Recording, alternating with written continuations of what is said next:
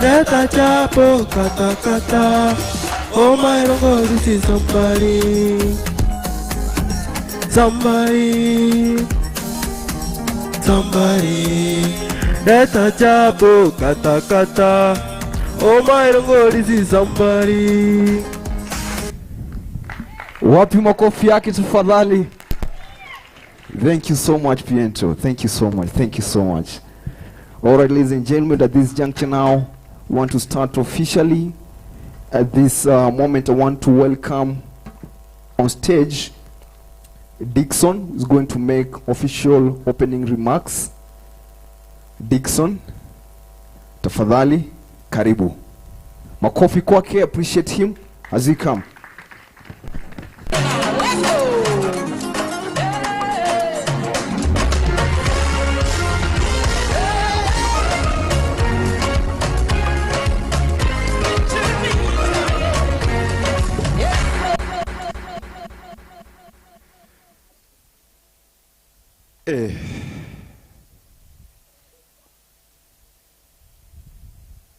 Yeah. Don't you guys feel how I feel right now? Don't you feel how I feel right now? Do you know how I feel? Do you know how I feel? How do you guys feel? You feel nice? I feel great. The bar is always higher. Tunaweka bar wapi? Hapa juu, sio? Every single day when I walk into this institution, I'm always welcomed by that board over there. Who saw that board? The people that have been here, wale wamekuja leo, that board always says, alive and kicking. You can only kick if you're alive. Sio? You can only kick if you're alive. And the fact that you're here today is a culmination of the kicks you've done. It's a culmination of everything you've been through, from the parents, the guardians, our great partners, the great directors over here. So, congratulations to you. Congratulations to each and everyone that have made it to be here today. Mjipigie makofi kwa hiyo.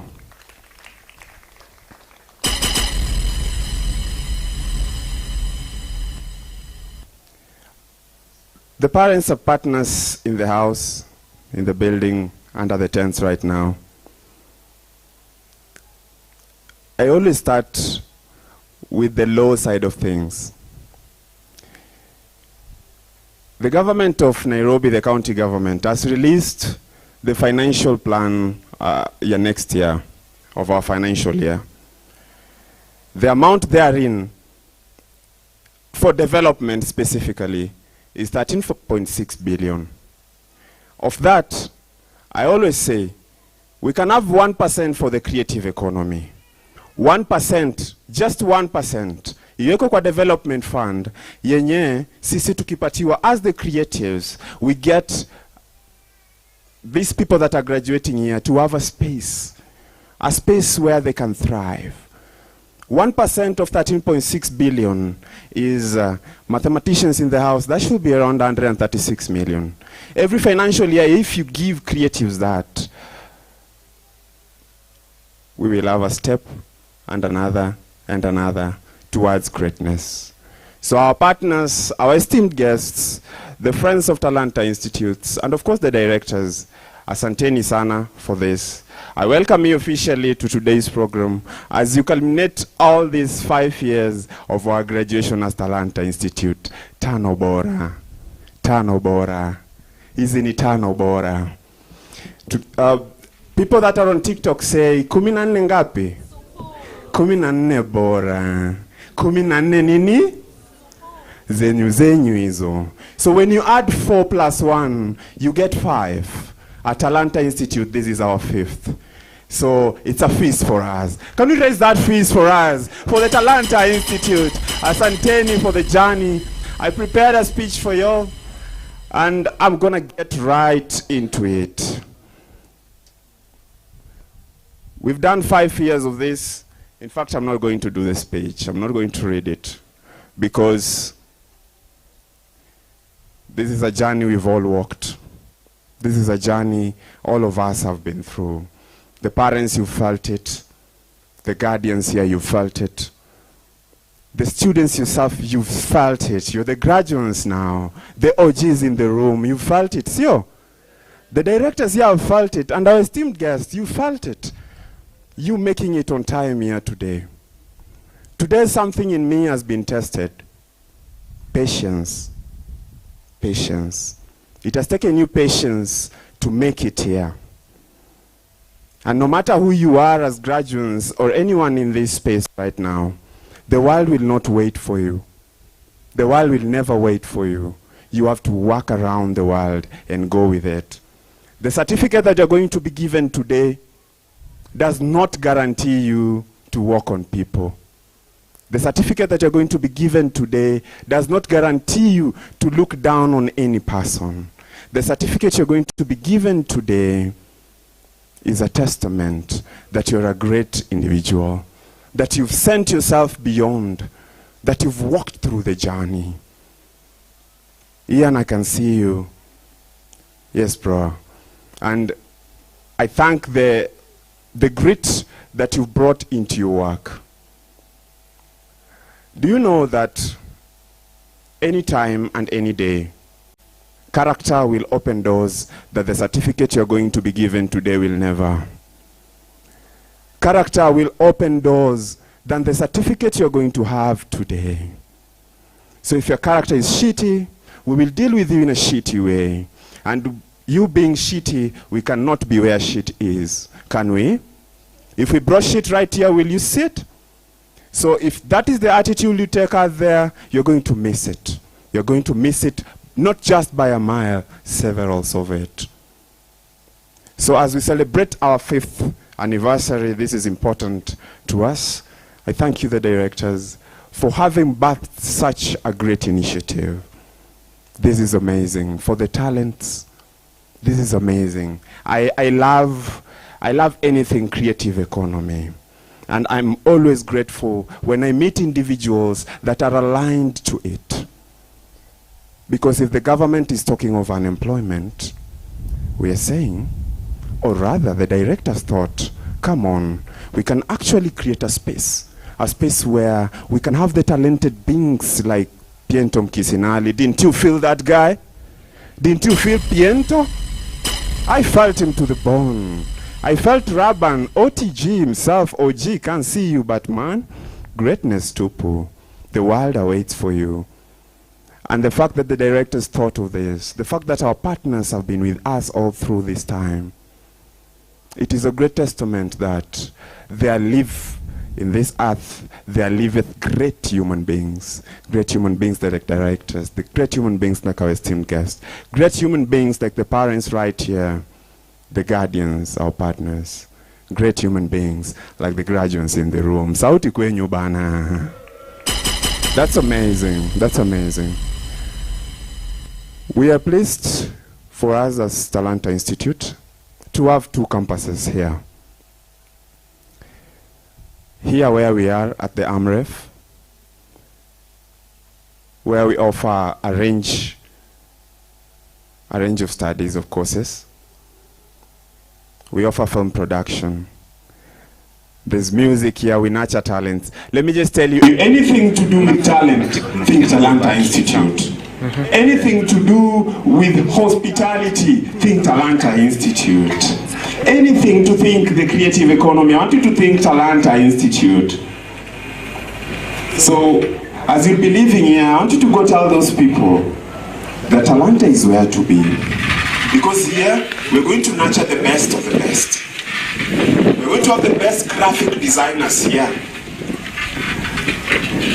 I was joking to myself, and I don't know if this is funny, that I cannot save my life when it comes to cooking. Because I only know how to cook ugali and eggs. I can cook ugali and eggs Monday to Monday in different styles. This day it will be swimming in the kadufu, the other day it will be fry, the other day I'll call it an omelette. The other day I'll just say, well, today, matube in it. It won't be anything much. But here, the people that have studied hospitality can cook it, prepare it, and present it. It looks look at the meals and they're like, I will eat this and eat the plate so that the server can also bring another, to see how angry I was. So the people that have done hospitality, kudos to you.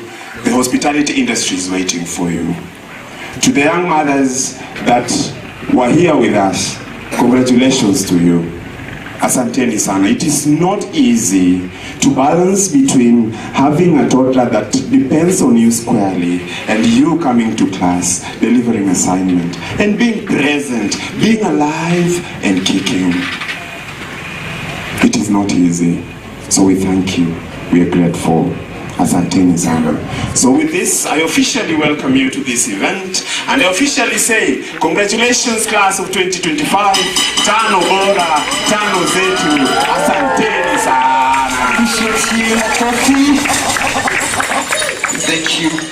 Thank you so much.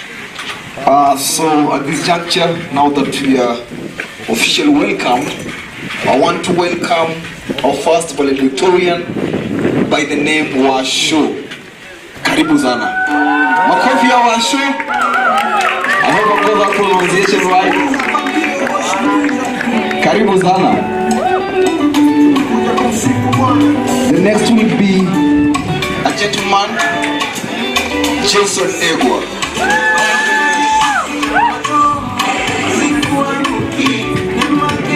Yeah, my name is Washo Chege.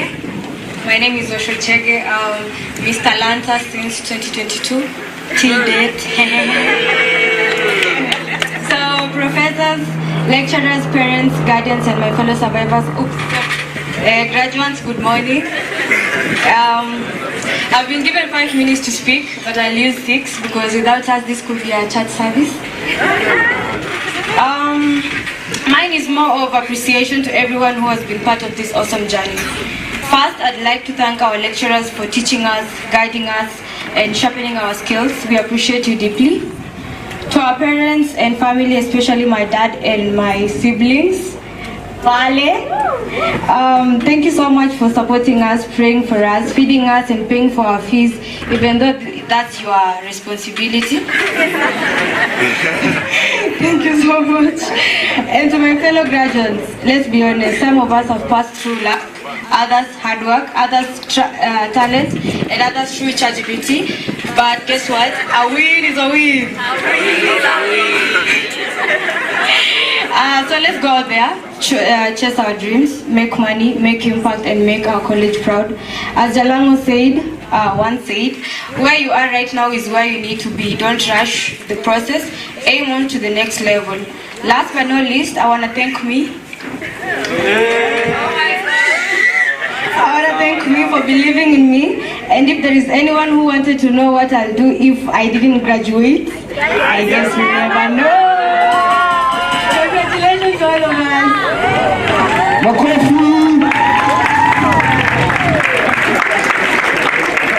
And after all, we want to thank Washu. Thank you so much for that. Now, ladies and gentlemen, allow me to welcome the next valedictorian, Jason Ndegwa. Karibu sana. Makofi tafadhali, appreciate him. Very nice.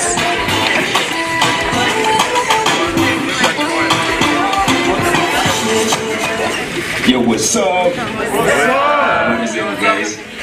Guys, we made it. Man. I'm so excited.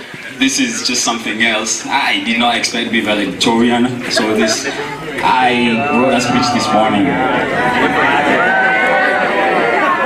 Chill. Okay. So yeah. Okay, I'm not a very good speaker, so bear with me, okay? Okay, yeah. And laugh at my jokes, please. Okay.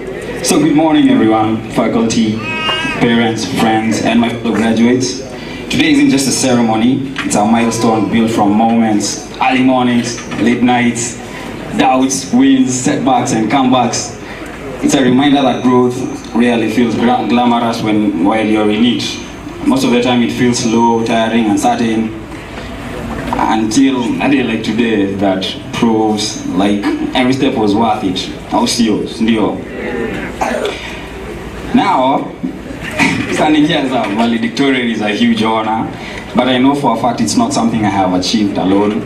It's the result of people who pushed us, believed in us, challenged us, corrected us, and supported us. To our teachers, thank you for being patient, dedicated, and understanding, even when we weren't the easiest to deal with. Yeah, to our families, thank you for being our foundation, our motivation, and our reason to keep going. To our friends and classmates, thank you for the laughter, the advice, the group work, survival missions, and the memories that will stay with us long after today, very long after today. Yeah. So, to my fellow graduates, we've been through a lot, transitions, assignments, deadlines, unexpected moments, and personal battles no one else saw. But we made it here. Not because everything was perfect, but because we refused to quit. We entered this school as students trying to figure things out. Today we live as individuals who have learned to adapt, to think, to problem solve, and to push forward even when things get uncomfortable. And that's a skill that matters far beyond any classroom. As we step into the next chapter, whether it's work, further studies, creating opportunities, or discovering who we are becoming, I hope we carry one thing with us. Success isn't a straight line. It's a journey of small decisions, consistent effort, and the belief that progress is still progress, even when it's slow. We don't need every answer today. We need the courage to start, the discipline to continue, and the confidence to believe we belong in every room we walk into. Let's take the pride we feel right now and turn it to momentum. Let's go out and represent this institution with excellence. Let's dream boldly, move with purpose, and strive to become the best versions of ourselves, not just for us, but for the people watching and hoping to follow in our footsteps. To the class of 2025, congratulations, Manze. We made it. And this is just the beginning of everything we're capable of. Yes! Guys, I'm so proud of you guys. You guys look so beautiful with it. Yes, congratulations, guys.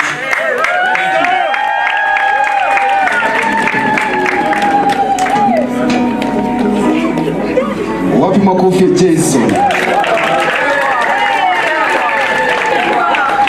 Thank you so much, Ndego, for that. Now, ladies and gentlemen, I want us to get to the main part of the speeches that will be done by the keynote speaker, the guest speaker, and lastly but not the least, the chief guest. Our keynote speaker is Nana Kimemia, our guest speaker is Monene Guzira, and our chief guest, whom we are really honored to have today, Sarah Ndegwa. So at this juncture, I want to welcome our founder, Talanta Institute, Mr. Paul Mukoma. Welcome so much, sir. Makofi kwake tafadhali. A round of applause. Good morning. It's still morning, right? Thank you, and we don't intend to keep you here long. So that's why we didn't put a tent here, so that as we speak, the sun can chase us here a bit fast. So thank you very much, our chief guest, our keynote speaker, and our guest speaker, Mr. Munene, our director, co-founder, Dr. Caroline Juguna, our parents, guardians, brothers and sisters, and friends. We appreciate you because this journey would not have been without your support. Sindio, our graduates, these are the people who support us and have enabled us to be here. And now to you VIPs, I can hear the noise there.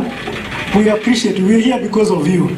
So you can imagine we did all this because of you people. So we really appreciate you for choosing us and going through this journey with us. So before I welcome our guest, our keynote speaker, I'll just tell you a short story, or a very short counsel or mentorship and tell you, to those graduating, this may be the best master class you will ever receive in your course. So please take notes. I will not tell you to take notes. I know, but some of you I can see are taking on phone. I don't know whether they are taking notes or they're on TikTok. Okay, well, you can still TikTok. But the good thing, we are recording this to be on our YouTube channel, so you can go and watch it over and over again.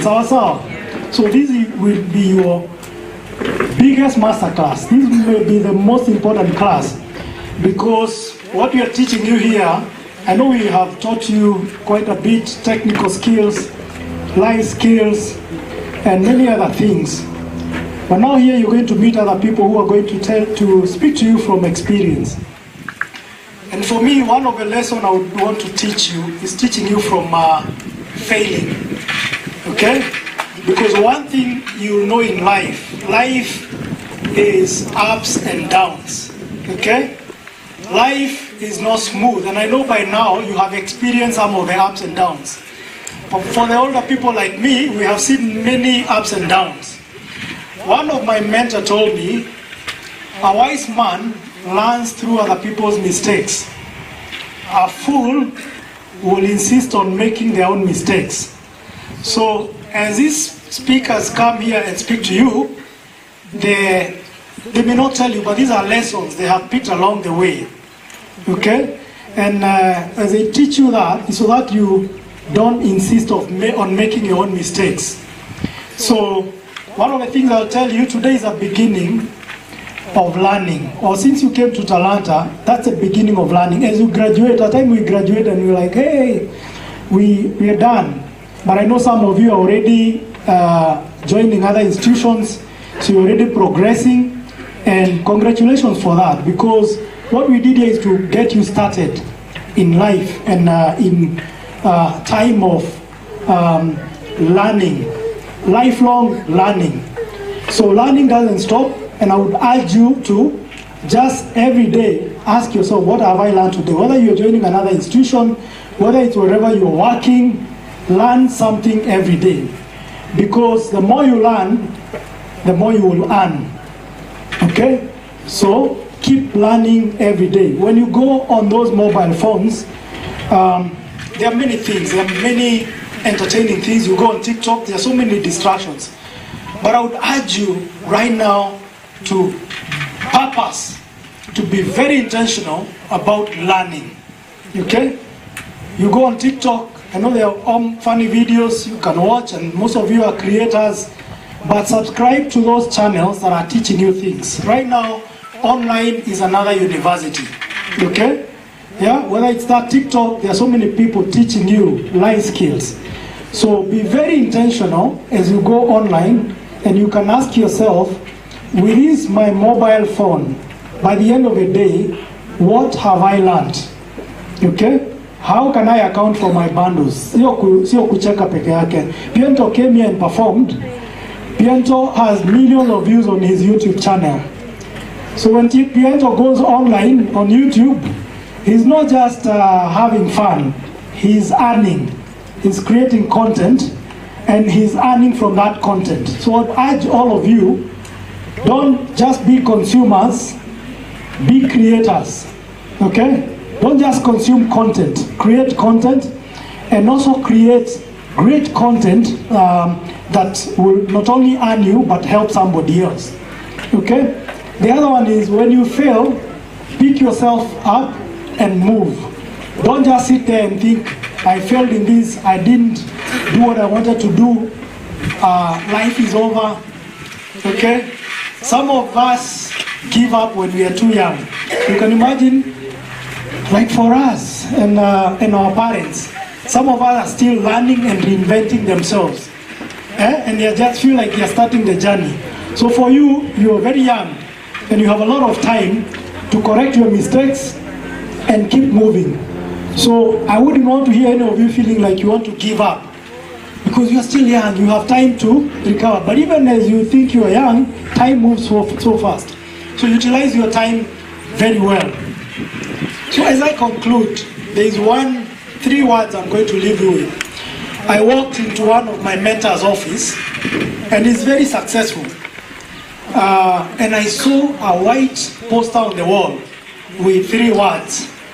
And I got curious. He's very successful, and he has these 3 words on the wall. They were very conspicuous because the office had many books, many other things. But these one were in a white paper like this, very big, 3.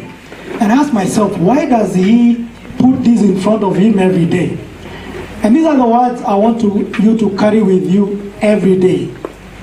Write them somewhere, write them in your heart, and when you wake up in the morning, you can actually recite them and put them in your heart. And these 3 words, the first one is diligence. Okay? Diligence. And diligence is many things in one. It's hard work and just being very, very attentive in what you're doing.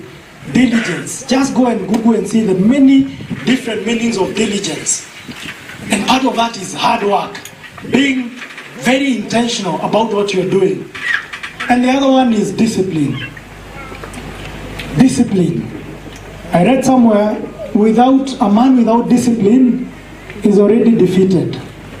Okay? If you want to know how to be defeated and how to fail, is when you're not disciplined. Okay? The third one is focus. If you're not focused, again, you're bound to fail. Some of us watch football, and you can see the teams that win. They are all aiming at one goal. They are all aiming to get the ball there. And the one who wins, it's not who played very well in the field, but it's the one who aimed at that goal and scored more goals. So even for you in life, have that goal, focus on what you want to do for you to win, on scoring those goals. That is what matters. People don't care about our story until we win. So whatever happens in your life, work hard to win. So those 3 words, please write them somewhere. And every day look at them. Think, diligence. Am I working hard? Am I researching? Am I doing what I'm supposed to be doing? Diligence. Discipline. Am I disciplined? I cannot explain, but you know what discipline means. Doing what you're supposed to do, even when no one is watching, and focus. I can tell you, if you take that with you anywhere in life, you will be a success, and you will have many other big events like this or even bigger to celebrate you. Okay? We want to celebrate you. We want to come and launch your films. We want to come and celebrate as you graduate, as you get your degrees.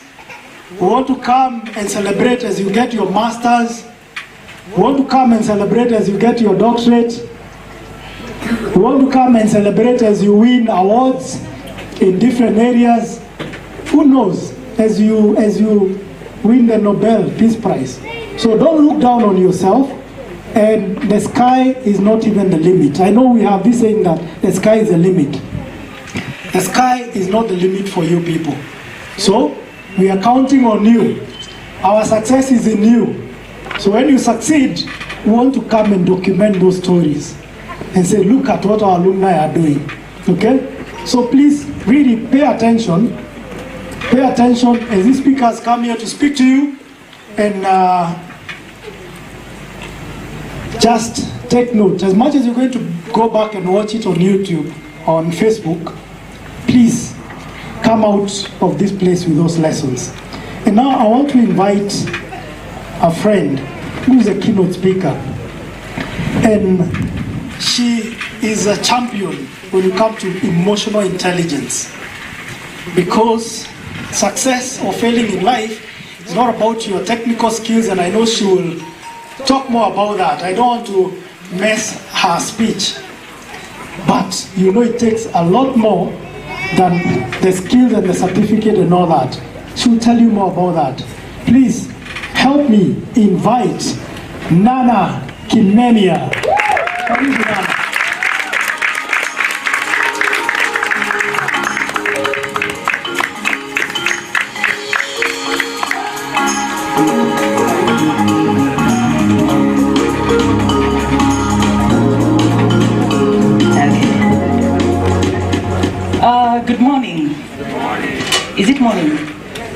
it is. It is such an honor and a pleasure. This is one of the most vibrant graduations I've ever been to. I have never been to a graduation. I think our normal universities should take a peek and should take a page from you guys. You are interesting, you are fun to be around. I've enjoyed your speeches, by the way. You're so much of a vibe. Thank you so much. Yes. So as I start, now I have to be official and follow protocol because this thing is going to be on the internet. And anywhere I shrub, please make sure to delete that part, because the internet is for life. So, yeah. Thank you. He knows. Okay, as you heard, my name is Nana. So let me first say that it is such an honor to all the parents, because you are also our VIPs, to the graduates, to the management, to the directors of this great institution, and to the partners. Good morning, and I am very thankful that you've given me the time. As you've heard, my name is Nana. I am an emotional intelligence speaker, and because of that, I will not use my notes because ninajua kuongea lazima ni reach out, sindio? I hope I'll still be okay.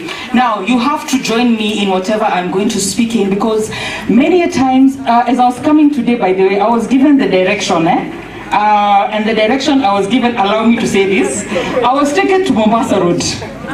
Yes, he gave me the pin to Mombasa Road. So Uzuri said I didn't drive, I decided to take the cab.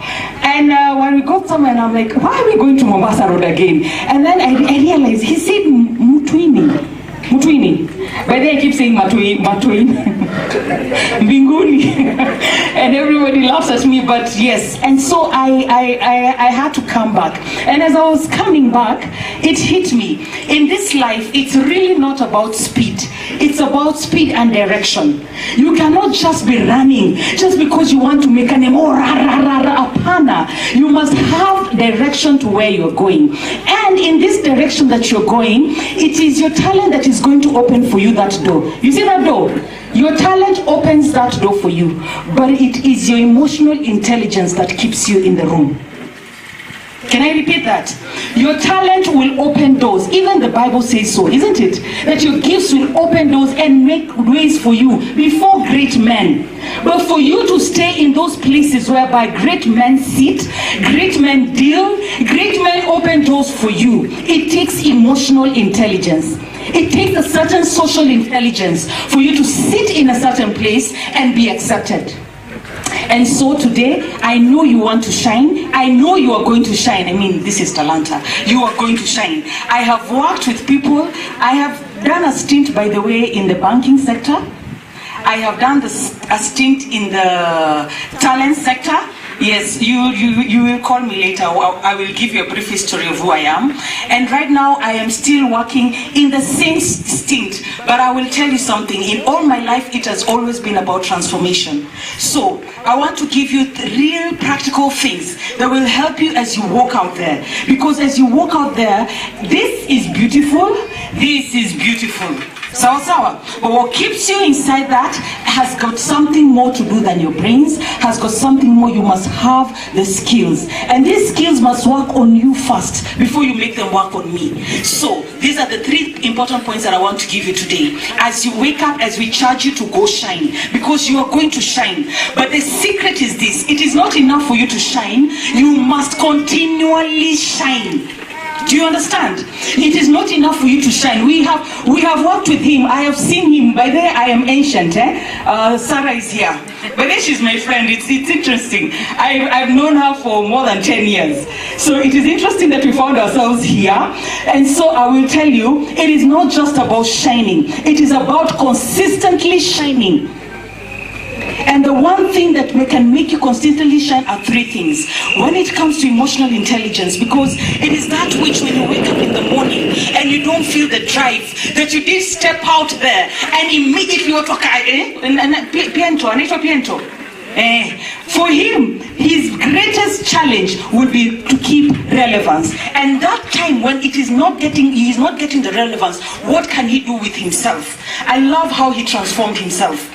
He woke up, he looked, he saw, he said, I need to pivot. Emotional intelligence is going to help you. Number 1, you must know who you are. Who are you? If I asked you right now, you will tell me, what are you going to tell me? You will tell me, oh, I'm a writer. Oh, I'm a singer. Wangapi wameimba na wanaimba paka leo? You must know who you are. Knowing who you are is not just about your talents. It is deeper than that. Understanding who you are, understanding what makes you tick, understanding why when you wake up in the morning, you don't want to wake up and see anybody, understanding why you don't want to wake up and produce, understanding why you don't want to wake up and go to the kitchen. Do you understand? Yes, you must know who you are. What are the things that drive you? What makes you wake up and today in the morning you woke up and you don't feel like? I hear a lot of people who wake up and tell me about Sijiski. Sijiski. You must understand why you don't feel the way you want to do things. What is it that is driving you? More often than not, there's usually a certain thought in the back of your head. Remember I said as a keynote speaker I can pivot. She can't pivot, I can pivot. You must understand what is it that is driving you. What is it that is making you not want to do the things that you're supposed to be doing? That's the first question you should ask yourself. Why am I not doing what I'm supposed to be doing? What is it that is making me lethargic? Why is it that I'm looking at that person and they have moved on and I'm looking at myself and it is killing me? It is draining me. Those are the things that you should ask yourself. Number 2, choose yourself. Choosing yourself means, so number 1 I said knowing yourself, remember? And knowing yourself doesn't mean to embrace the fact that you wake up and you're feeling lethargic. No. You must understand why you feel lethargic. But number 2, ask yourself, why do I behave in this way? How is it that he keeps going and going and going and going? Now, Kofi Moyo, what is it that is about me that is causing me to behave the way I'm behaving? It is causing me not to wake up and press or pivot or do something else. Those are the things that I want you to wake up and question. What is it about me that makes me different? Why is it when I stand, there are people that wake up and respond to her, and there are people who are not doing? And it's not everybody who's going to respond to you. But why is it that when people don't respond to her, she's okay? And me, when they don't respond to me, I don't wake up from bed for a whole week. What are the things that I've told myself? The stories that you've given yourself. Know who you are. Number 2, choose yourself. What does it mean? That in every situation, and by the way, I charge an arm and a leg for this training, Yeah. Like a full day, I don't take less than 100K. So I just want you to know. Am I getting? Yes. Number 2, choose yourself. What does it mean? It means for every situation that you come across, you need to pause. You need to stop. You need to ask yourself, what options do I have? More often than not in life, we are always on the do or die. Oh my God, nisipofanya nitaanguka Pause, ask yourself, why am I doing? What am I doing? What options do I have? So the boyfriend has not called you. What options do you have? It is not a master. It's not a master that you wake up and pick and delete him and block him and no. Pause, ask yourself, what is it? What options do I have in every situation? Every single situation. A story is said about a friend of mine, I shall not say who it is, and the house where she was living in was going up for auction. And I'll never forget, because she taught me a very strong lesson. And she asked herself, it was in 2020, she asked herself, what options do I have? Number 1, either the house can be auctioned. Number 2, either I can get money and pay. Number 3, I can get money and or I can sell the house. And number 3, I get money and I pay. So number 1, she asked herself, what if this house is auctioned? What are the things that are going to happen? And she sat down and talked to herself. What are the things that matter to me? What are the things that drive me? Why should it matter that my house is being auctioned? Huyo ambaye ninajali juu yake analala na mimi kwa kitanda moja. Anajua nikilia. So she told herself that it for me just delivered me. No one is there with me. I am the sole driver of my life. Number 2, she asked herself, if I got someone to wake up and pay, would that be fair? And then they buy the house. What are the implications? And number 3, I can get a house. And she made peace. That is what I'm trying to tell you. In this life, as you step out there, as you go out there to shine, ask yourself in every situation, even when you stand in front of deity, because you're going to stand in front of people who are going to make ways for you, who are important people, ask yourself, what options do I have? What do I need out of this meeting? Number 3, give yourself. What does giving yourself mean? You must live for something that is greater than yourself. You want to make it in this life. He is not doing this because it is about him. He is living for something. They are living for something greater than themselves. And the greater themselves is you. When you wake up and use your talent, when you wake up and use your skill, ask yourself, what am I living for? So many of us are running after money. Money is a means, it's not the end. Money is a means, it's not the end. And because we have not understood that, we are busy killing each other because of money. Money is a means, not the end. Why do you exist? Remember, as I finish, number 1, know yourself. Number 2, choose yourself. And number 3, give yourself. Live for something that is greater. Be adaptable. The world is about technology. Be adaptable. As you go out there to shine, be adaptable. Recognize that the world has changed. You need to pivot and change with it. Do you understand? Recognize that the world is becoming smaller and smaller. Recognize that in your skill set, it is not enough for you just to know skill sets. Wake up, go to the internet. Don't just use your phone to laugh. Use your phone, get degrees, get masters. There are so many free courses in Harvard, believe it or not. There are free courses in so many institutions that are top level in the world. Get those makaratasi, study. Don't just take your one side, adapt. Ask yourself, if this was my business, how would I ensure that it becomes the greatest business that ever lived? Remember, in this world, it is your talent, your skill, your wisdom that gets you through the door. But emotional intelligence is what keeps you in the room. Knowing how to deal with people, knowing what to say, when to say, and how to say it. And not just waking up and having a talent. Mix it. When you live here, go study. Go on the internet, study. Know what are the things that can keep me in a room. What are the things that can keep me in a room? Because you have the wisdom and the talent to get through the doors. What are the things that should keep you in this room? That is my charge to you. As you go out there and shine, remember, there are things that can keep you in the room, and emotional intelligence is one of them. Thank you so much for giving me your time. I hope I've spent the 15 minutes. We still wanted to listen, but we'll organize another seminar, a whole conference. And they will pay for that.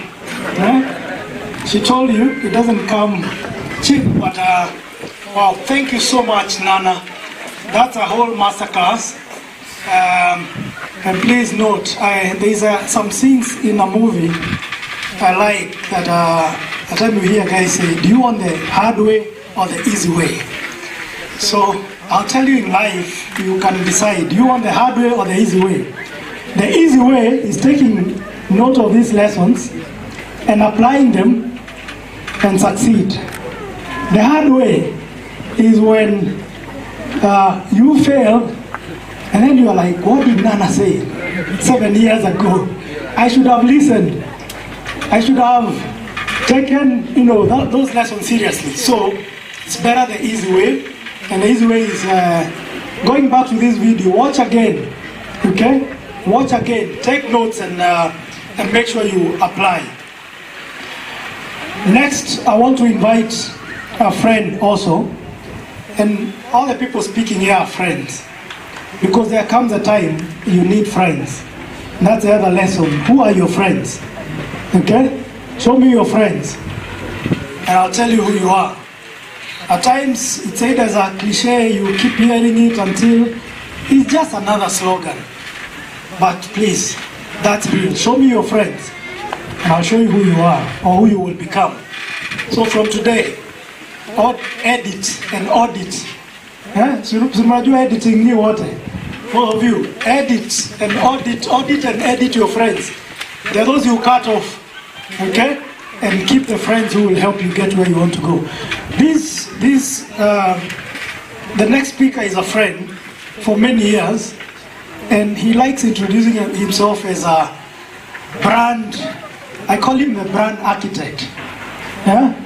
But he calls himself as a brand expert and founder of People Brands, a father and a husband to one wife. He didn't write one wife, but I've just added that to make him. So he has 9 years experience in brand development. And why him? You are all brands, and you're going to create brands. And you need to know, how do I create a brand? And how do I become a brand first before I even create a brand? When I say environment, which name comes to your mind? Graduates. When I talk about environment in Kenya, which person comes to your mind? Huh? Who? Musiria. Who else? Wangari. Some have said Wangari Maathai. For me, I think more of Wangari Maathai, Musiria. Why you mention those names? Because they are brands in that. So my question to you, who will you be that people don't need to mention your name? They just mention a certain field.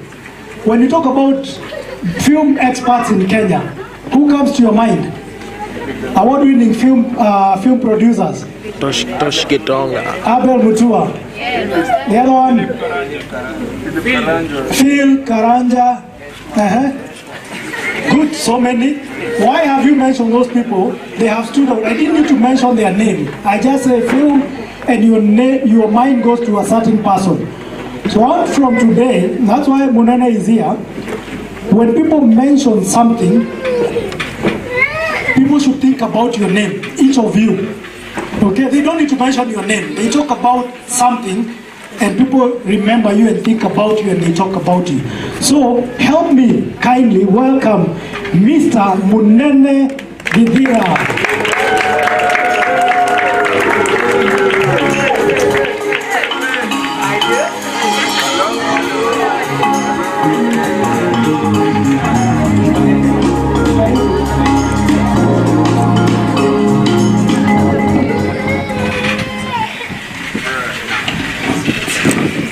Great.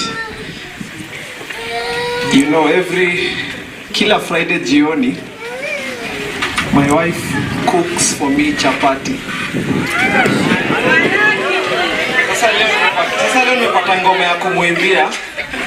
Nitamwambia leta chapo kata kata. Sasa hiyo ndio itakuwa my new song ya kuitisha chapo kwa nyumba. So Piento, thank you so much for teaching me some few lyrics that I can use.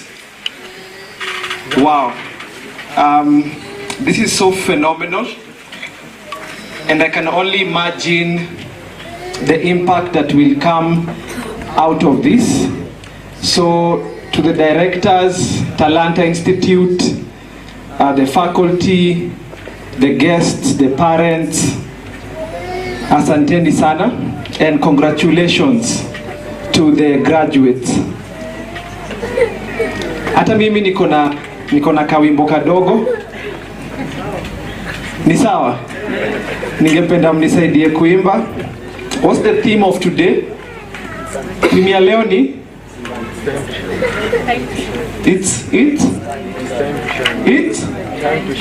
It's time to shine. Great. So my song goes like this. If you're shining and you know, clap your hands. If you're shining and you know, clap your hands. If you're shining and you know, and you really want to show. If you're shining and you know, clap your hands. Great. So I want you to take out your phone or your notebook. Write the word shine. The word shine. S-H-I-N-E.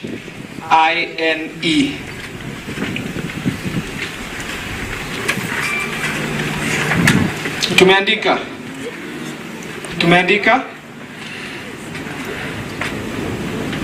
Yeah. So we start with the first letter, which is S. So how do we start shining or continue shining even as we graduate today? So the first letter, which is S, is showing up. Showing up. I have a mentor who likes to say, wake up, dress up, and show up. And so from today, I'd like you to be extra interested in what is happening around your area of work and purpose. So eka masikio kwa ground, know what is happening, know who is making it happen, and then make sure you are very close to that action. So you can volunteer in your area of work, you can give discounts in your area of work, you can join communities in your area of work. If you're an editor, you can join the Editors Association of Kenya, kama kunayo. If you're a filmmaker, you can go ahead and join those particular associations or communities that are in your area of work. And by doing so, you will be making very good progress in that particular field that you're pursuing. A while ago, online, kuna one of the counties, sijui kama ni Nyandarua County, I'm not so sure, they had posted easy graphics za Jamhuri Day, Mashujaa Day, walikuwa post moja inakaa kama ya mazishi. And so people made so much fun about them, and one very young graphic designer decided to redo that graphics design, aka-inbox hiyo county na pia aka-post online, and that particular county was able to adapt hiyo graphics for that day, and later on he was called and given a job as a graphics designer for hiyo county. So this particular person took the initiative to do what? To show up. So we go to the second letter. The second letter is H. H is honor your work. Honor your. So kuna mahali nilipitia na nikaona kibanda ya nguo. Hii kibanda ya nguo, it was very well organized and very clean hapo nje. Mwenyewe nilipata akimwaga maji ndio vumbi isikue hapo. And so as I passed there, nikajiambia, yes, hii ni kibanda, lakini huyu ni mtu anaheshimu kazi yake. So when you honor your work, it means that you understand that it is a solution that people want. You speak very highly of it, and you are very excellent in it, and you provide a lot of value in it. So from today, start respecting your work, because people will respect your work as much as you do. Now we go to the third letter, which is I. I stands for innovate boldly. Using Piento as an example, amesema yeye ni cover artist. He's innovating very boldly in the space that he's in. And no wonder he's getting the millions of views that tumeambiwa. Na hata leo naenda kusubscribe kwa channel yake nikuwe na kuwa entertained pia. So in that particular area that you're in, ask yourself, how can I solve problems differently? How can I be much more valuable to the people that I am serving. And when you do this, you will have a uniqueness that becomes a very big advantage for you in the marketplace. Tuko kwa fourth letter, which is N. N is nurture your character. Nurture your character. We've heard so much about nurturing your character, and there's a quote I really love which says that skills will open doors, but character will keep you in the room. So from today, ukipewa kazi, be very reliable, be very honest, respect the people who are giving you that particular work. You know, have a character that embodies excellence, and people will be naturally be drawn to you. Tuko kwa the last letter, which is E. E is elevate others. Elevate others. So here you have to understand that shining is not just about you. You should lift others as you rise up. So find out from your class, from your community, who can I collaborate with? Who can I partner with for me to have bigger impact? So Sir Paul amesema we are good friends. We are also very good partners. We collaborate a lot. He elevates me, na pia mimi when I'm in a position to I elevate him. So our shining is for both of us. So find people you can be rising with as you shine. And with all this, ladies and gentlemen, you will shine beyond your imagination. Class of 2025, it is your time to shine. I congratulate you. Go out there and light up the world. Thank you so much. Let's appreciate Mr. Munene. Thank you so much. Those are great lessons. So S is for show up. H, I, N, E. Some parents were macho kuliko the young ones. I've seen parents taking notes, and I'm like, E class is serious, eh?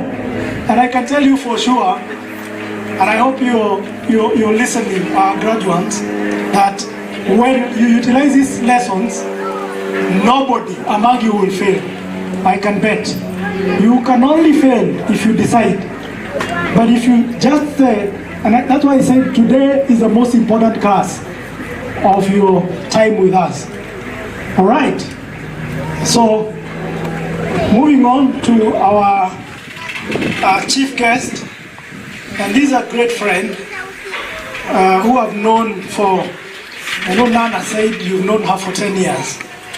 For me, I don't want to say the number of years, but they are more than 10. They are more than 20. They are more than 30.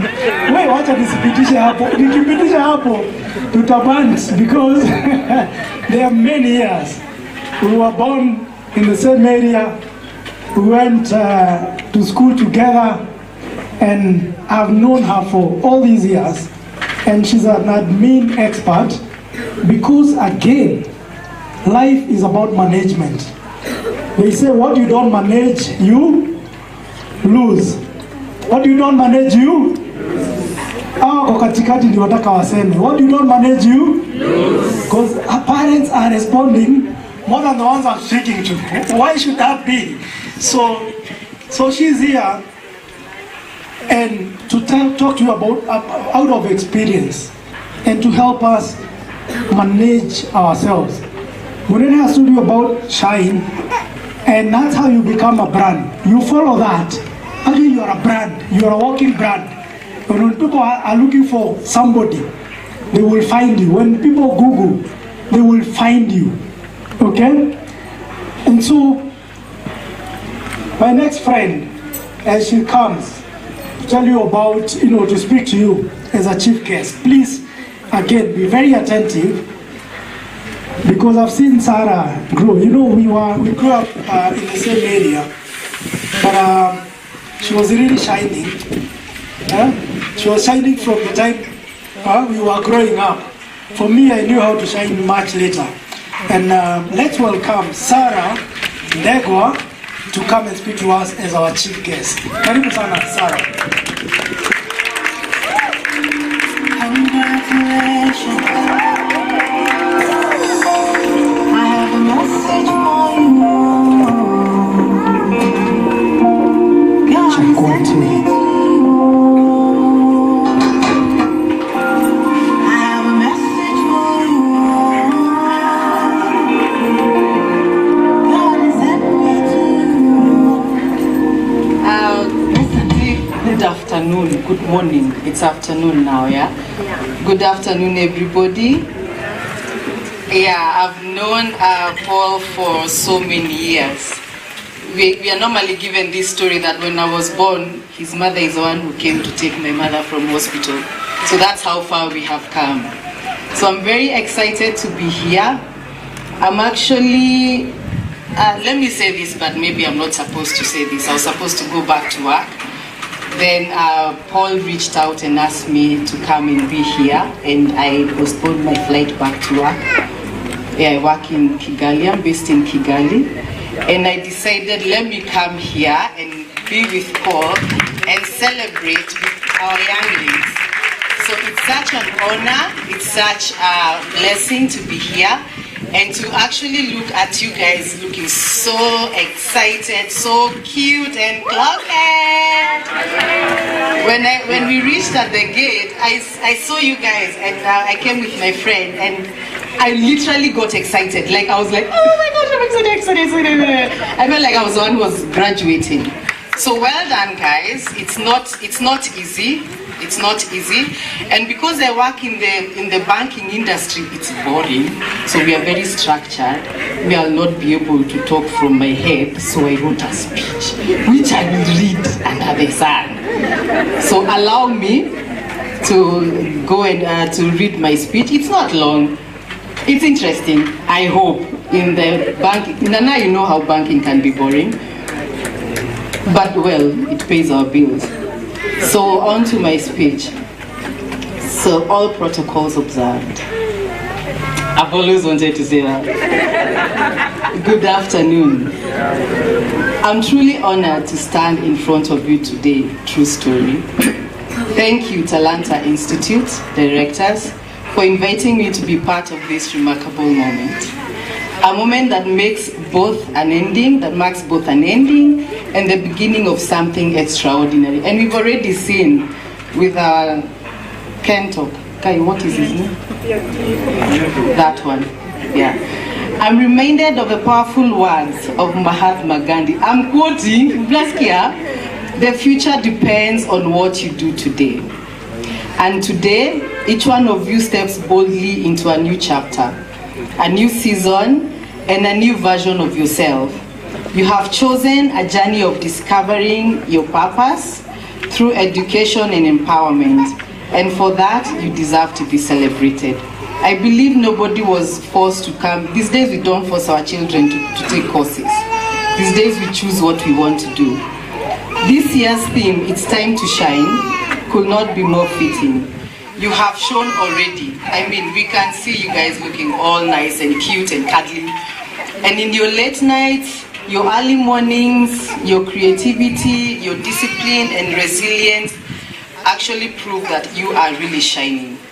Whether you trained in media and creative arts, ICT, hospitality, hair and beauty, fashion, or any other technical field, you stand here not only with certificates, but with confidence, skill, purpose, and as Nana said, emotional intelligence. The reality is that the world is waiting for you. Sai tumeanza kuzeeka. And we are leaving the industries wherever we are. And you're the guys now coming in to take over. And your talent is indeed needed. Your ideas matter, which are very different and like so cool. Your passion is powerful because we can already see it. So allow me to mention something important in the era that we live in, something that we were not privileged to have as millennials. Okay, fine, I'm a Gen X. Okay, the power of multimedia and social media. We are in a time when creativity and technology are the aids, they are the thing. Where one video can open doors, one design can change a brand, and one moment of online authenticity can build a career. Online authenticity can build a career. To those entering media, production, photography, or already you're in that field, video editing, digital marketing, and content creation, remember you hold the tools that shape the future, like true story, like for real. You tell stories, influence perspectives, spark conversations, and document history in real time. To every graduate, regardless of your field, understand this, that your digital presence is part of your professional presence. Bearing in mind that you're graduating from an institution that is heavy on online presence, use social media wisely. Again, not just for making you laugh, not just for entertainment, but also as a platform to showcase your craft, which you have learned. You have the tools already. Build your personal brand, collaborate with other content creators, and connect with global opportunities. We live in a world where visibility creates possibility. So share your work fearlessly, share your journey boldly, share your brilliance, and do it with integrity and intention.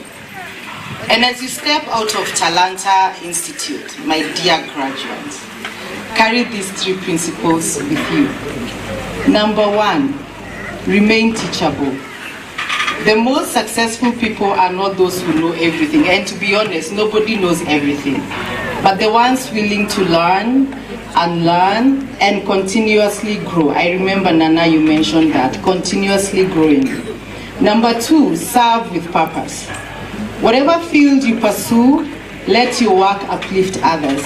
Let it solve problems, inspire change, and open doors for those coming after you. Leave remarkable footprints to those behind you. And most importantly, believe fearlessly in your talent. Aki, please remind me the name of the... I'm bad. I'm good with numbers, but I'm bad with names. The guy who entertained us. Piento. Like he was so fierce. Ameshika microphone. That was amazing and well done. So believe fiercely in your talent, like Piento. Challenges are inevitable. Our director mentioned, in this life, and success is not a straight line. There are ups and downs, highs and lows, and those are inevitable. But your unique talent is your doorway to opportunities. Protect it, refine it, and use it boldly, like Piento. So remember, shining is not just about perfection. Nobody is perfect.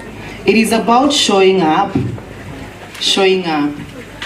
Amunene mentioned showing up. Show up fearlessly. Stay committed, and give your best every single day.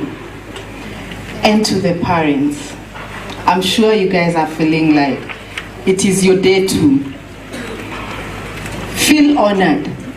And thank you for walking this journey with your sons and daughters. Thank you for the financial sacrifices. We know it's not easy. The hard conversations, toi hataki kwenda shule, sijui nini, ameenda out, squeezing mnaendanga out, sijui nani anakuja, sijui nini. And you have, as parents, we have these hard conversations with our kids.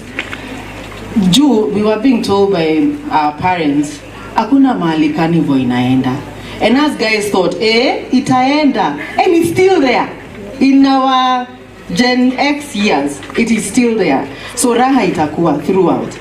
So thank you for encouragement, parents, and the belief that our children's dreams are valid. Your love and commitment have carried them to this moment. And today, as your children shine, your light is reflected in them. This victory is yours too. So tupigie wazazi makofi tafadhali. And to the dedicated Talanta Institute lecturers and faculty, receive deepest gratitude, because were it not for you also waking up early and coming to teach, then we would not be having a graduation class of 2025. So thank you for chaperoning these students with patience, passion, and purpose. You have not only taught them skills, but shaped their character. You challenged their thinking, and if the lecturers are anything close to Mr. Mukoma, then you guys have the best lecturers, because he spoke a lot of sense. So your commitment and excellence, your mentorship, and your belief in their potential have been instrumental in bringing them into this milestone. Today, as they step into the world ready to shine, again the word shine, feel recognized and celebrated for the vital role played in their journey. Tupigie faculty makofi tafadhali. And with those few remarks, something else I've always wanted to say. Allow me to close with this timeless quote. Again, I quote, Eleanor Roosevelt. Who knows who Eleanor Roosevelt was? Who was it? The wife of President Franklin Delano Roosevelt. Absolutely, the longest serving first lady of America. Well done. Well done. Yeah. So the future belongs to those who believe in the beauty of their dreams. So if you believe in the beauty of, and key word here being beauty of the dreams, because dreams are supposed to be beautiful. Dreams are not nightmares. They are supposed to be beautiful. And Henry David Thoreau, I really struggled to mention that word. Go confidently in the direction of your dreams. Live the life you have imagined. And by the way, if you can think it, you can be it. If you can think it, you can be it. That's my mantra. Okay, people call me Wams, Sarah. Sarah, if you can think it, you can be it. And let that ingrain in your mind.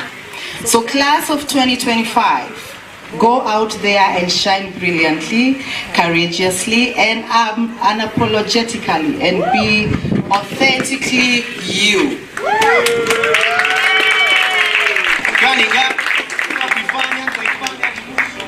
So thank you very much. That was what I prepared to read. I wasn't able to change my mind when I saw the speakers are talking. I'm like, oh gosh, because I'm very structured. So I had to read that. But also, I have a few remarks that I would want to tell you, I would want to talk to you about today. Just some words of encouragement. And they've actually been mentioned by my previous speakers. Number one, self-awareness. Nana, you called it something else. Knowing thyself, exactly. And again, I quote Socrates. Know thyself and let thyself be known to thee. Know thyself and let thyself be known to thee. When you know who you are, you will not go with the wind. When you know who you are, you will be grounded. Nobody will come and tell you, oh, you know, kuna dili maivana hapa, kapatana mazi utapata milioni sita. Because that doesn't make sense. But if you know yourself and you have that integrity within you, then you will go beyond the skies. Okay? And dare to be different. When you're self-aware and when you know who yourself from the inside, you don't care what other people think about you. You don't care what other people say about you. You dare to be yourself. And number two, be bold. This has been mentioned again and again and again. In this world that we live in, mdomo ndio inaongea. Be bold. If you don't speak, I will not know. If you don't say, nobody will know. Be bold. Say it out there. Mtu aseme uko na kaufala fulani. Lakini, wewe unajua, you're bold, you believe in that, and that will take you somewhere. Okay? Because the reality is, the power within us is so much. Sometimes we don't realize how powerful we are until we learn how to harness that power within us. Do not compare yourself with your peers. Mazee, msiwahi jaribu kujikompare. Hiyo kitu itawarusha kwa depression mbaya. Unaangalia msee mligraduate na yeye ana drive Cayenne, itakwata Porsche Cayenne. Na wewe uko unashindana huko na Manduthi na Freddy wa kupeleka sijua. Wewe unaona ni kama umeachwa nyuma. But the reality is our journeys are very individual, they are very unique and divine. Usiwe na haraka. Usiangalie like our beautiful valedictorian. I love your makeup. Yeah. Okay.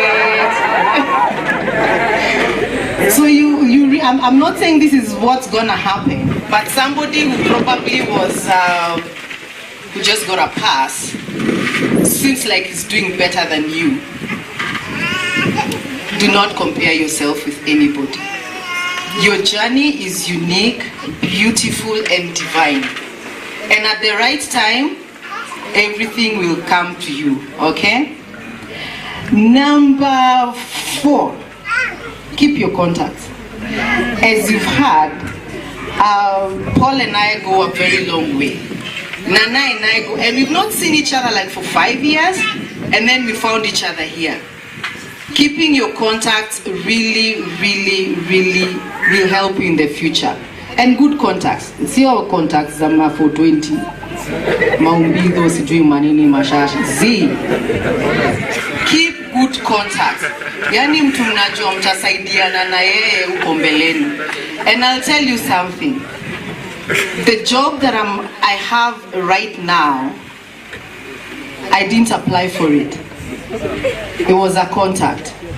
Somebody was called for that job, and she said, she's my friend for many years, and she said, I'm not available, but I know somebody who can do that job.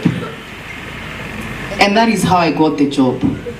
So when you keep the right contacts, 10 years down the line, utakumbukanga kuna huyu msee tulikuwa naye class moja mazee alikuwa anachapa ma rhymes mbaya, and I need somebody to entertain my guests. This huge event, tuseme ndo una host event, tuseme ni event gani? Okay, akiyo sijui, I'm showing my age. Hiyo sasa, hiyo. And you reach out to that person. And because you have a past relationship, you have a relationship, na unajua yezi kuangusha, atakuja last minute. Na hata anza kusema, unatoa mangapi, unajua siku hizi mimi ulipangwa kama $500,000. Ataka mtu. So keep your contacts and keep the right contacts. And last but not least, Nana and I'm bad with names, Jesus. Munene. Nana, Munene and Paul spoke about mentors. Get yourself a mentor. Get yourself a mentor. In every aspect of the world. You can get a professional mentor, somebody in line with what you're studying or in line with what your entrepreneurship, a social mentor, a spiritual mentor. Get a mentor. And somebody who you can go to, talk to anytime. Mtu naweza pigia simu saa 8 za usiku msho. Kama naona ni kama utakuwa mentor wangu wa emotional intelligence. Juu kuna saa zingine sisikiangi kutoka kwa hao, hata sisikiangi kwenda job. Like I can call you at 3 a.m. Eti mazina na yani sijui I call in sick kesho, I don't feel like going to work. But somebody who will talk to without judgment. Mtu akwambia lakini hata wewe najua hizo stories zako ni kama zinakuanga zimechwez. Si pia wewe nini? No. Somebody who will actually mentor you and bring life into your life. And with those few remarks, once again, thank you very much. And congratulations, you all look beautiful and well done. Asanteni.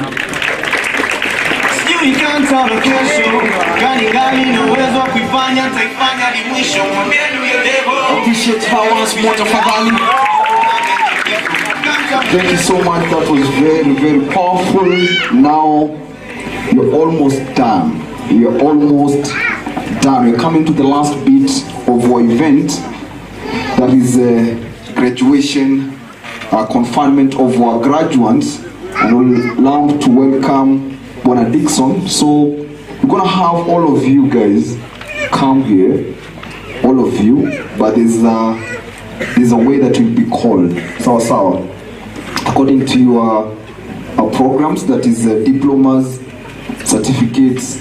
Mr. Dixon will expound that more. So we'll come venye tu mmekaa chini, mkikuja hapo mtasimama, mtapanga line venye tu mmekaa. Sawa. But once you come here, we're going to guide you more on that. So ladies and gentlemen, welcome Mr. Dixon once again. Karibu.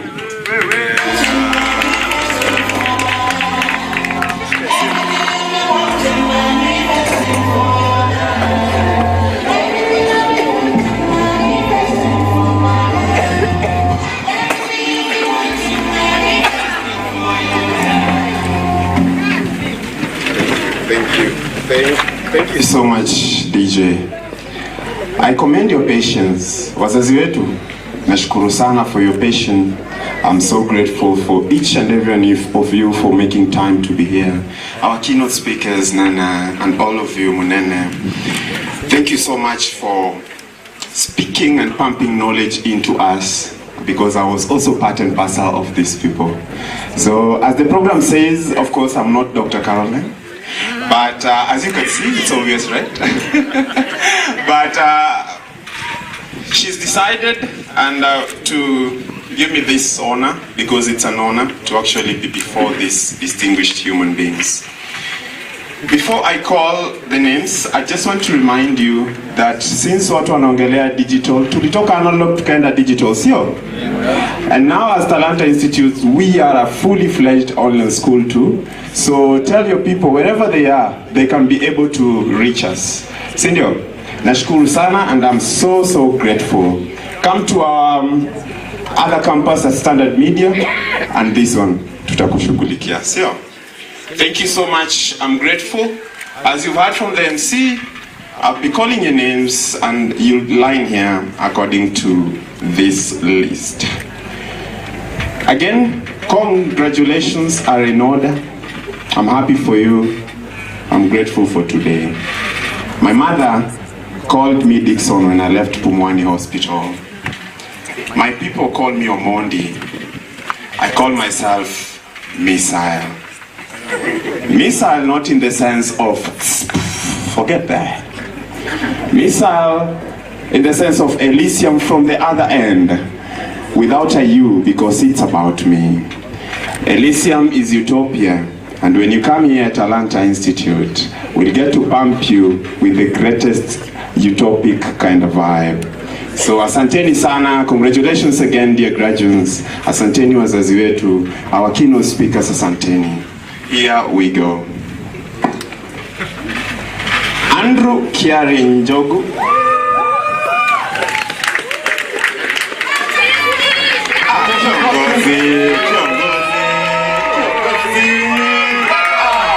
Safi sana, Rastafari, this one. Wagwan. So, venye mekuja mwenye nafuata na kuja na panga line hapa. Sawa. Alright. Thank you so much. We are in the Diploma in TV and Film Production. Joseph Nanga Kangede. Hey, Joseph. How is Mary, my guy? How is Mary? Yesu anazaliwa na Joseph ako hapa. Diana Award, are you here? Mbona sisikii nduru za Diana? Diana is not around, man. Wherever you are, you'll watch online. We celebrate you. We are grateful for you. David Kamiti Njega. Are you here, senior? Greatness.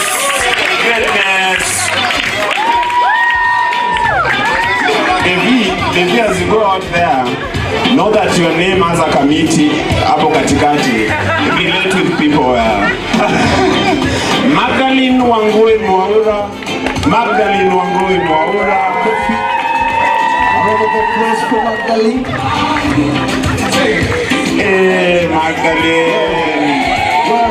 Yesu anazaliwa Mary Magdalene. Masi Melima Juma. Masi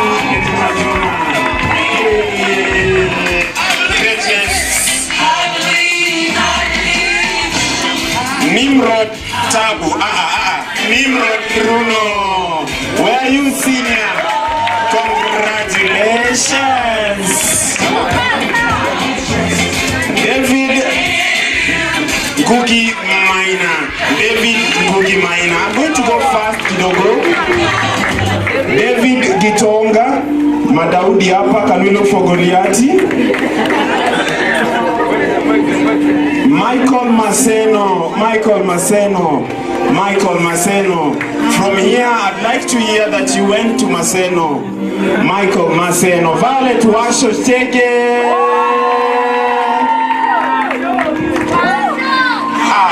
Safi sana. Greatness tupu. Violet. Oh, David Tagisho, are you here? Greatness tupu. Afuate mbio na another. Mwanzia hapa. Next line. Thank you, MC. Glory Nyambura. Hapa ni glorious tupu. Nice, Glory. As you go out there, know that you are glorious. John Mwoki. Greatness.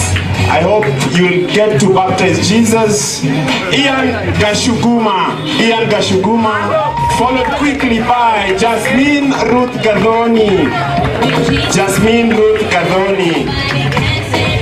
Kinoti Raban Munene. Yeah.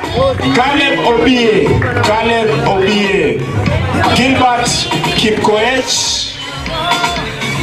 Tumeingia level ya certificate. Gilbert Kipkoech. Kariuki Ian Kaberere. Jason Ndegwa. Eyano. Safi sana. Gilbert Kipkoech is out. Greatness. Jason Ndegwa. Lois Wangeshi. Mercy Turere, in that order. And I love this name. Onyx Evans Mbone. Your people love you. Your people really love you. Brian Kasuva Ngito. Franklin Otieno. Benson Kirago. Lillian Waidera. Followed by Eric Kafira. Dorcas Kamonye, Eunice Mbeka, Sheila Nendwa Kachula, Nancy Ndindi Mutinda, Susan Juma. Safi sana. I love the energy. Eunice Nekesa Mwando. Okeyo Jabez Osodo. Benedicta Mureme. Please follow the MC. Susan Omileti. Rebecca Mora. These are our great hospitality students, our graduates. Samahani, nafani waheshimu. Rebecca Mora, are you here? Ruth Angira, Wendy Auma, Joel Achieng, Melvin Deritu, Jacqueline Nyawera, in that order.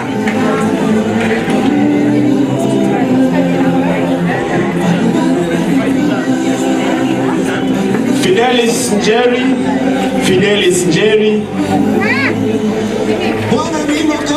Cynthia Mudhoni, Maureen Maina, ayubu yake haitoshi jamani. Maureen Maina, Rashid Ekeno, Kiongozi my guy, thank you, happy to see you today. Margaret Mudhoki, Diana Mtai, Cynthia Njega, and Steven Karaoke.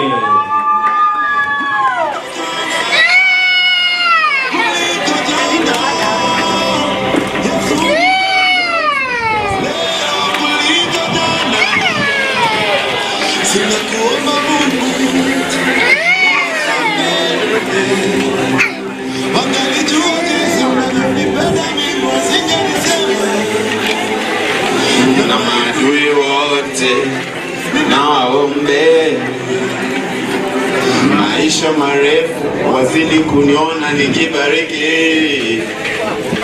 Watu wa binadamu ni mtu wa ajabu sana, alimkana Yesu Masia.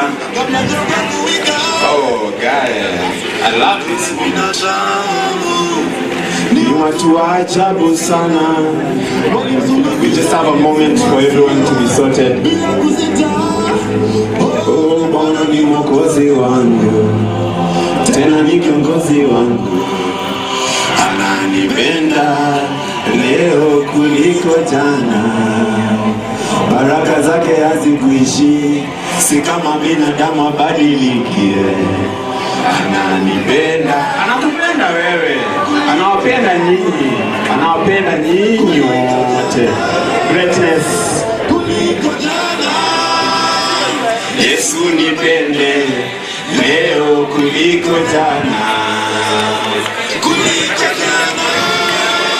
Natupenda hivyo hivyo. Yesu nipende leo kuliko jana.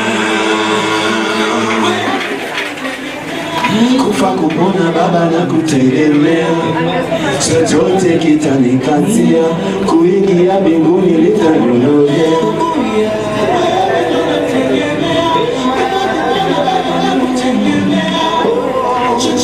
Kitanikatia, kuingia mbinguni.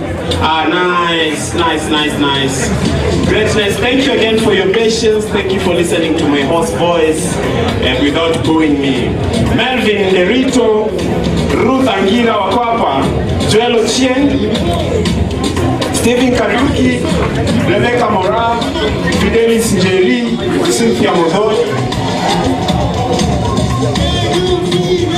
As we update the list, DJ, put something that keeps us on the... Yeah, DJ, selector. Eshimu krauni. Don't you feel the same? Right.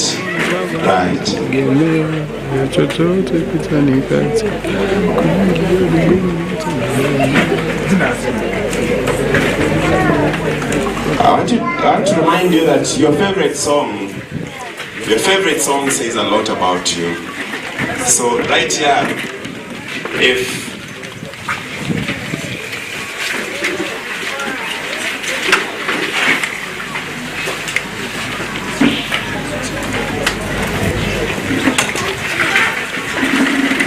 your song, I just finished that, the kind of song you love says a lot about you.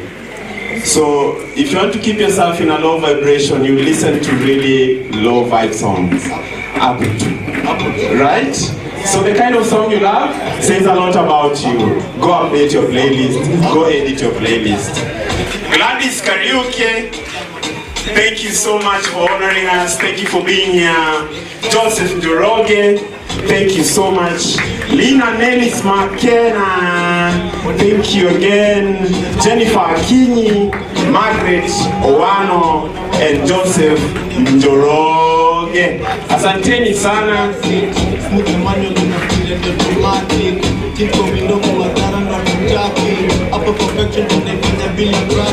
And on a success.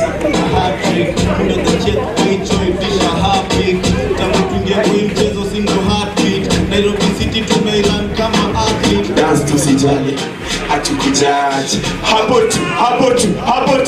Dance to sijali, hatukujaji. Hapo tu. You should be happy about today. Today will only come again after another years, another semesters, another greatness. So our guests, this will be our time, and our directors, come join these great people here for a photo. Asanteni for honoring us. Asanteni for honoring this call. Thank you so much. So you join us for a photo.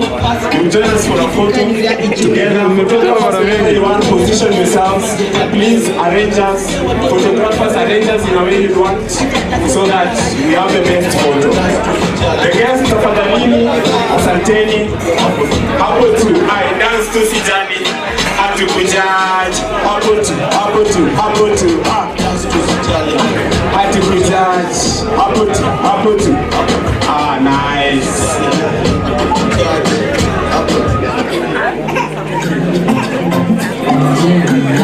tunakujua.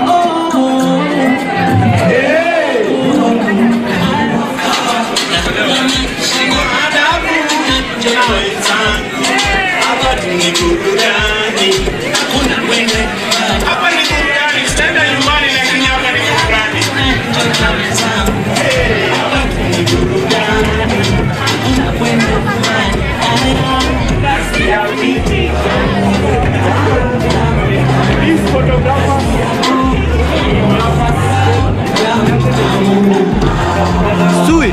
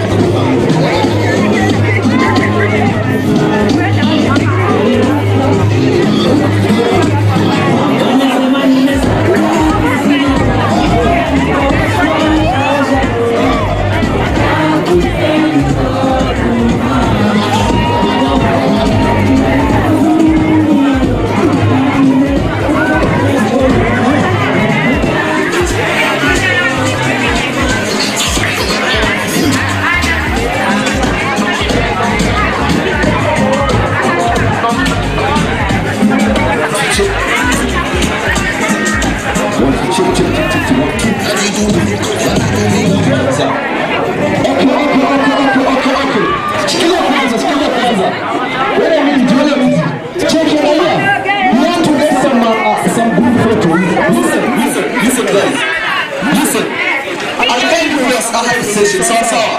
But we want first to get some good photos. So, kama si graduate tafadhali, toka that side, come this side. Kama si graduate tafadhali, kuja ipande. Come this side tafadhali. Tafadhalini, wazazi wetu na guardians. So, photographers tafadhali, we want some good photos on this side. We can do the half session, sawa. So, parents tafadhali, kujeni this side. Graduates tafadhali, we need a good photo this side. Take a then tuachilie. Let's make this quick, guys. Let's make this quick. You guys, we can leave you and have fun. Yeah. We can leave you guys and have fun. Let us do this. Graduate tafadhali, picture baadaye tafadhali. Hi. Excuse me, we just need a good photo here. You can put it in the later. So all the graduates, let's wait for a good photo here. The photographers, we are ready. So I want a good photo here. Hi, excuse me. Come this side. Whatever kai nyuma. Kama unajua ni mfupi kuja na hiyo kitu. Let's guests. DJ, thank you. Clear kwanza. Our guests, you can occupy the front line. Excuse me. All right, young and your group. Watu warefu jamani, watu warefu tu. Naona mbele. Hurumieni watu wafupi. Tafadhalini. Excuse me, let us finish this first. You guys you can have fun later. Asante Dadi. You guys you can have fun later. Fupi mbele tuonekane. Siko ubaya. Ndio tuonekane. Let's not tell people overshadow you. Let's focus guys. Tumalize and have fun. Tafadhali. Very quick. Very quick. Very quick photographers. You can take those videos.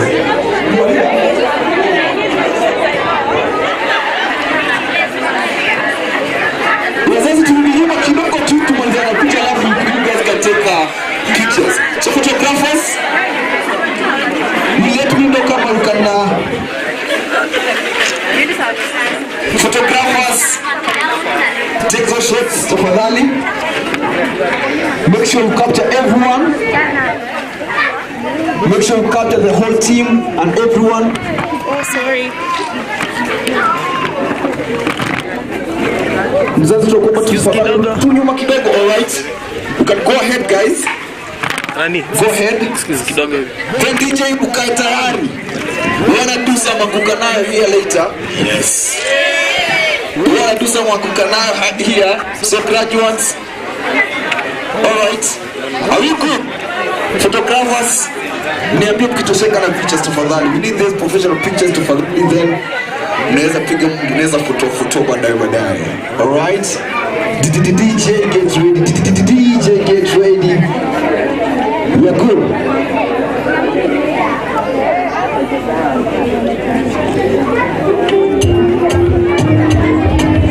Clear DJ.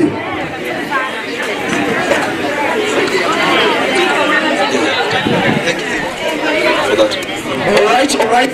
Photographers.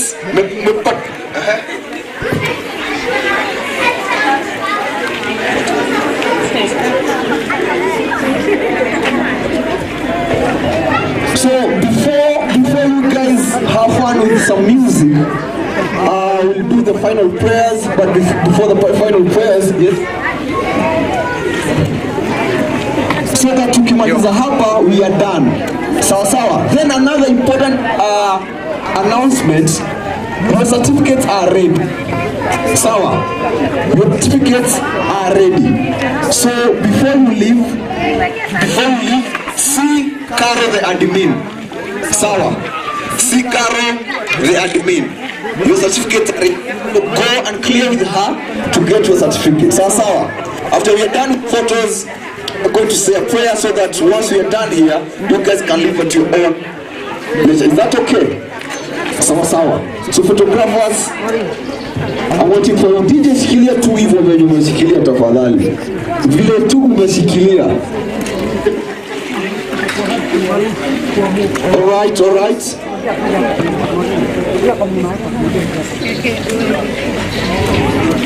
Photographers, ukimaliza mniambie hizi zingine zitakuwa individual pictures.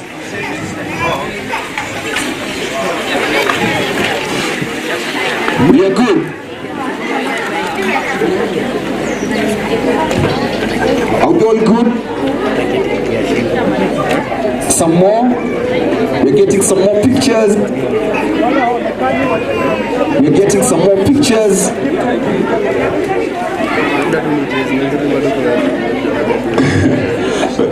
Watu weusi kama mimi inasemekana mbele kidogo.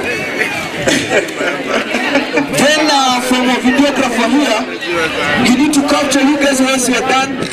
DJ natuwekea song, yes, you can share your cup up there. We get some another beautiful pictures. Sawa. Photographers.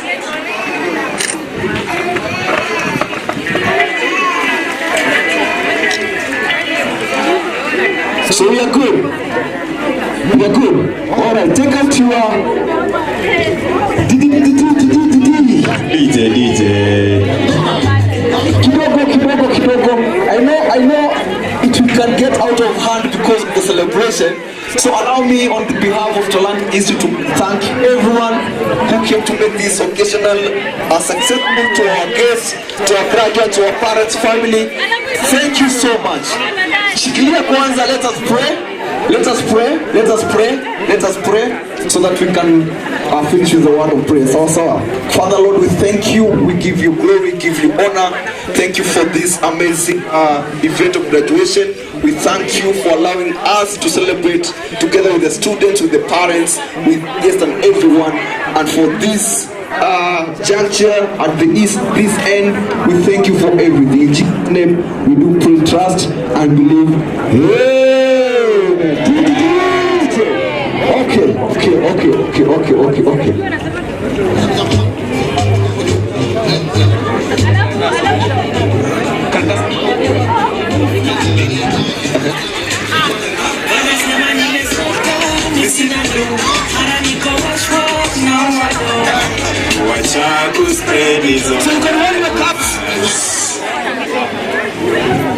This is the moment, graduates. We are proud of you. Thank you for honoring Talanta.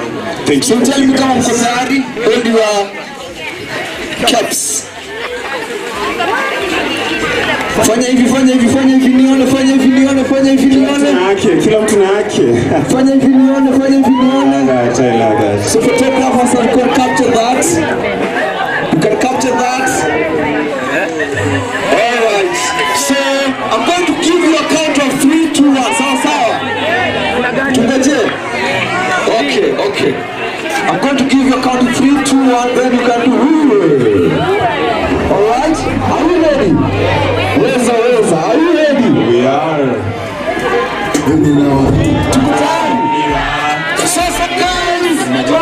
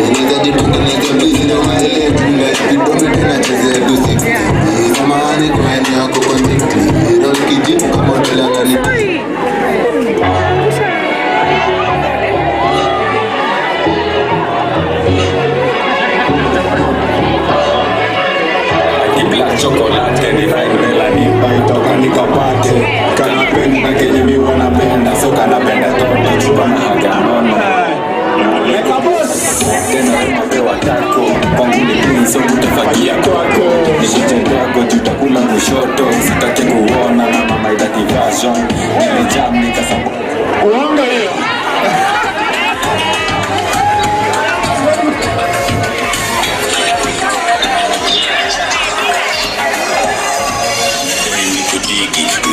vipi na dai nikupi nisikie DJ jamani